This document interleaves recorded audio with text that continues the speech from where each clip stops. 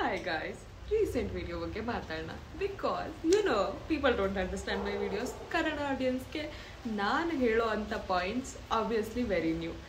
So ಮಾತಾಡೋಣ ಬನ್ನಿ. Mamma's ಬಾಯ್ ಅಂತಿದ್ದಂಗೆ ನೀವು ನಿಮ್ಮ ಅಪ್ಪ ಅಮ್ಮನ ಲವ್ ಮಾಡಬಾರ್ದು ಅಥವಾ ನಿಮ್ಮ ಅಪ್ಪ ಅಮ್ಮಂಗೆ ರೆಸ್ಪೆಕ್ಟ್ ಕೊಡಬಾರ್ದು, ಅವ್ರನ್ನ ನೋಡ್ಕೋಬಾರ್ದು ಅಂತಲ್ಲ. ಬಿಕಾಸ್ ನಮಗೂ ನಮ್ಮ ಅಪ್ಪ ಅಮ್ಮ ಇದ್ದಾರೆ, ನಾವು ನಮ್ಮ ಅಪ್ಪ ಅಮ್ಮನ ಇಷ್ಟಪಡ್ತೀವಿ. ಹಾಗಿದ್ಮೇಲೆ ನೀವು ನಿಮ್ಮ ಅಪ್ಪ ಅಮ್ಮನ ಇಷ್ಟಪಡಲೇಬೇಕು. ಫಸ್ಟು ಮಮ್ಮಾಸ್ ಬಾಯ್ ಅಂದರೆ ಏನು ಅಂತ ಹೇಳ್ಬಿಡ್ತೀನಿ. ಲೈಕ್ ಫಾರ್ ಎಕ್ಸಾಂಪಲ್, ಒಬ್ಬ ಮ್ಯಾನು ಅವ್ರ ಮದರ್ ಮೇಲೆ ಓವರಾಗಿ ಡಿಪೆಂಡೆಂಟ್ ಆಗಿರ್ತಾರೆ, ಓವರಾಗಿ ಅಟ್ಯಾಚ್ ಆಗಿರ್ತಾರೆ ನೋಡಿ, ಅವ್ರನ್ನ ಮಮ್ಮಾಸ್ ಬಾಯ್ ಅಂತ ಕರೀತಾರೆ. ಲೈಕ್ ಫಾರ್ ಎಕ್ಸಾಂಪಲ್, ಅವ್ರಿಗೆ ಯಾವುದೇ ಥರ ಇಂಡಿಪೆಂಡೆಂಟ್ ಆಗಿ ಡಿಸಿಷನ್ ತೊಗೊಳ್ಳೋ ಕೆಪಾಸಿಟಿ ಇರಲ್ಲ. ಎಲ್ಲದಕ್ಕೂ ಅವ್ರ ಅಮ್ಮನ ಹತ್ರನೇ ಹೋಗ್ತಾರೆ, ಅವ್ರ ಅಮ್ಮನ್ನೇ ಕೇಳ್ತಾರೆ, ಅವ್ರ ಅಮ್ಮನ ಹತ್ರನೇ ಪರ್ಮಿಷನ್ ತೊಗೋತಾರೆ.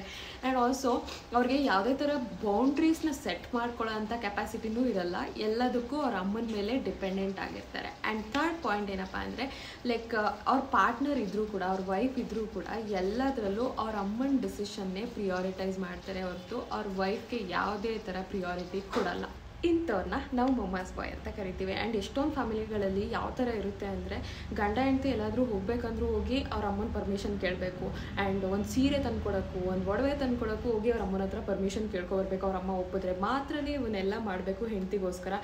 ಆ ಥರ ಇರುತ್ತೆ. ಎಷ್ಟೊಂದು ಜನ ಗಂಡಸರು ಈಗಿನ ಕಾಲದಲ್ಲೂ ಈ ಥರ ಇರ್ತಾರೆ. ಅಂಥವ್ರನ್ನ ನಾವು ಮಮ್ಮಾಸ್ ಬಾಯ್ ಅಂತ ಕರಿತೀವಿ.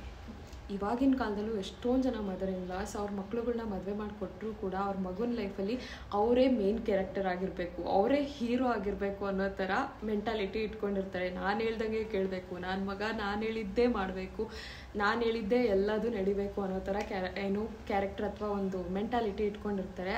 ಅದರಿಂದ ಎಷ್ಟೊಂದು ಜನದ ಲೈಫ್ ತುಂಬಾ ಹಾಳಾಗುತ್ತೆ. ನಿಮ್ಮ ಮದರ್ ಆಲ್ರೆಡಿ ಲೈಫ್ನ ಲೀಡ್ ಮಾಡಿಬಿಟ್ಟಿದ್ದಾರೆ, ಅವರಿಗೆ ಅವ್ರ ಹಸ್ಬೆಂಡ್ ಇದ್ದಾರೆ, ಅವ್ರು ಆಲ್ರೆಡಿ ಫ್ಯಾಮಿಲಿನ ಬಿಲ್ಡ್ ಮಾಡಿದ್ದಾರೆ, ಅವ್ರದ್ದು ಅರ್ಧ ಲೈಫೇ ಕಳೆದೋಗಿದೆ. ಇವಾಗ ನಿಮ್ಮ ವೈಫ್ ಬರೋ ಅಂಥವ್ರು ನಿಮ್ಮನ್ನೇ ನೆಚ್ಕೊಂಡು ಒಂದು ಕನಸುಗಳನ್ನ ಕಟ್ಕೊಂಡು ಹೊಸ ಫ್ಯಾಮಿಲಿನ ಬಿಲ್ಡ್ ಮಾಡಬೇಕು ಅಂದ್ಕೊಂಡು ಬಂದಿರ್ತಾರೆ. ಆವಾಗ ನೀವು ನಿಮ್ಮ ಮದರಿಗೆ ಪ್ರಿಫರೆನ್ಸ್ ಕೊಟ್ಕೊಂಡು ಇವ್ರನ್ನ ನೆಗ್ಲೆಕ್ಟ್ ಮಾಡಿ ಅವ್ರನ್ನ ನೀವು ಮೇನ್ ಕ್ಯಾರೆಕ್ಟರಾಗಿ ಇಟ್ಕೊಂಡ್ರೆ, ನಿಮ್ಮ ಮದರ್ ಹೇಗೆ ನಿಮ್ಮ ಲೈಫಲ್ಲಿ ಕ್ಲಿಂಗಿಯಾಗಿ ಬಿಹೇವ್ ಮಾಡ್ತಾರೋ ಅದೇ ಥರ ನಿಮ್ಮ ವೈಫ್ ಕೂಡ ನಿಮ್ಮ ಮಗನ ಲೈಫಲ್ಲಿ ಕ್ಲಿಂಗಿಯಾಗಿ ಬಿಹೇವ್ ಮಾಡ್ತಾರೆ.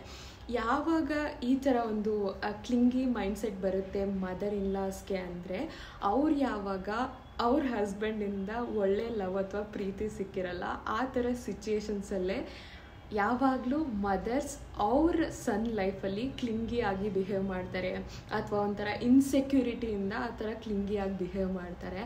ಸೊ ಈ ಥರ ಒಂದು ಟ್ರಾಮಾನ ನಿಮ್ಮ ವೈಫ್ಗೆ ನೀವು ಕೊಡೋ ಅವಶ್ಯಕತೆ ಇಲ್ಲ ಅಥವಾ ಕೊಡೋದು ಬೇಕಾಗಿಲ್ಲ.